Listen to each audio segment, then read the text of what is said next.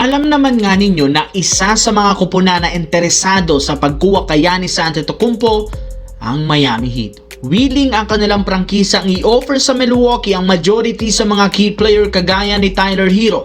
Si Herro nga ang main piece na gagamitin ng Miami Heat para lamang makuha nila si Giannis sa Milwaukee. Ang problema, base sa source, wala nga pong plano ang Milwaukee Bucks na kunin si Tyler Herro bilang kapalit ni Giannis sa isang blockbuster trade. Hindi rin naman nila magagamit si Herro bilang kanilang bagong franchise player. Kung sakali man nga pong ma-trade nila si Giannis, gugustuhin nga ng team kumuha ng ibang mas magaling na player. Kaya mukhang kahit anong gawing pilit ng Miami Heat ngayon, wala pa rin naman silang magagawang trade sa Milwaukee dahil hindi nga nila makukuha dito si Giannis Antetokounmpo kung i-offer lamang si Tyler Herro dahil ayaw nga ito ng Milwaukee Bucks, lalo na ang kanilang presidente dahil hindi nga daw ito pang franchise player.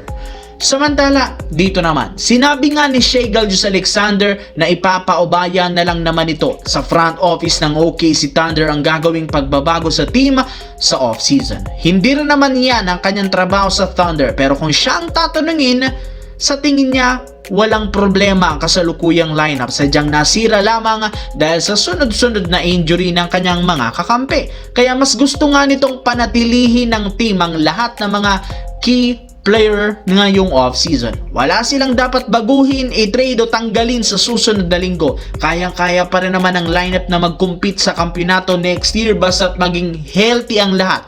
Ibig sabihin, asahan na nga ninyo walang malaking trade na gagawin ang Thunder sa pagsisimula ng free agency at maging ng trade season sa susunod na buwan o di kaya sa mga susunod na linggo, lalo pat ayon sa report bukas na at pinapayagan na ng liga na makipagnegosasyon ang mga kupunan.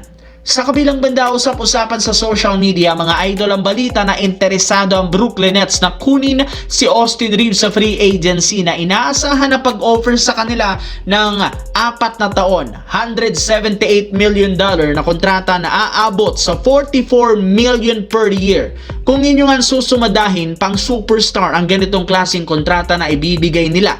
Pero para nga sa inyong kalaman, since once na official ng tanggihan ni Reaves ang kanyang player option, isa na nga itong restricted free agent. Ibig sabihin, kakayanin ng Lakers tapatan o lampasan ang ginawang offer ng Nets.